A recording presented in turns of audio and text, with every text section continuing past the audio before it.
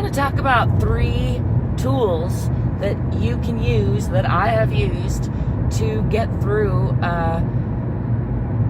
moderate to mild, mild to moderate post-traumatic stress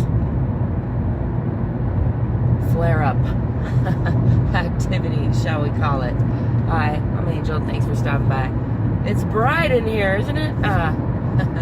It's early morning. The sun is coming up full force. It's not actually that early anymore, but I got up early, and last night, for a second night in a row, I kind of had a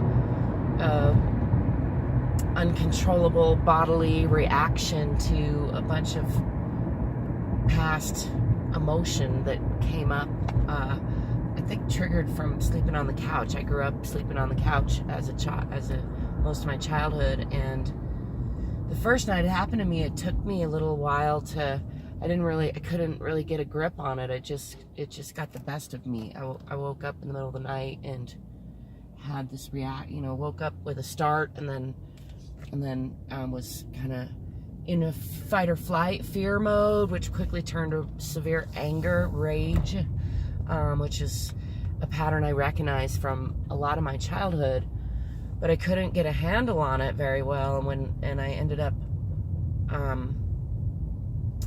having a negative reaction on other people around me, which is really disappointing to me, because I've worked for like 10 years now. I've been working on making sure that doesn't happen. But I'm grateful for it, because I was able to kind of see it in a new context, because it was clear to me that it was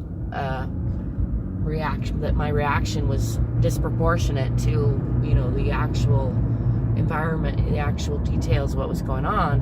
So I was able to mull that over, snap out of it within a couple hours, and then think about it through the day and realize some things about it. And then I was really hoping it wasn't going to happen last night, but because I had to sleep on the couch again, but I'm happy to say that it did start happening again. It actually did happen again, but I was this time able to get a different perspective on it. And to get to those tools I was talking about, I was already kind of prepared, because I'd already realized that was a pattern that might try to reoccur.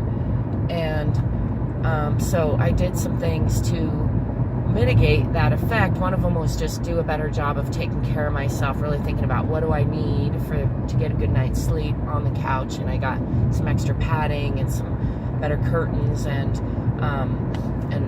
just a little bit better support system. And then and I thought that would maybe do the trick, but sure enough, I had that same reaction. But I'm really grateful for it, again, because I was able to get through it and kind of dissolve a lot of it, I think, by facing that, and even though it was painful.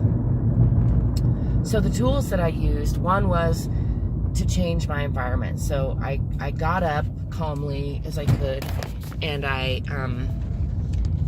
went outside. I think that's really, any change of environment can be good, but outside in nature is ideal. If you can get your feet on the ground, literally, that can really help ground you, literally. It does for me, and it's in a lot of books, so I know it's not just me. It works for many people. It might work for you. So feeling, panicked or anxiety or just overwhelmingly angry, having one of those emotional reactions which is disproportionate to the actual immediate situation, one good method is to change your environment, and preferably toward the outdoors if possible. The other thing I did was some breathing exercises, although I find it very hard to breathe deeply when I'm in the throes of that. I'm at least aware that I have that as a tool, and starting to breathe deeper and slow my breath and pay attention to my breath helps calm the heart, helps start to slow down that reaction. Another thing I did was writing.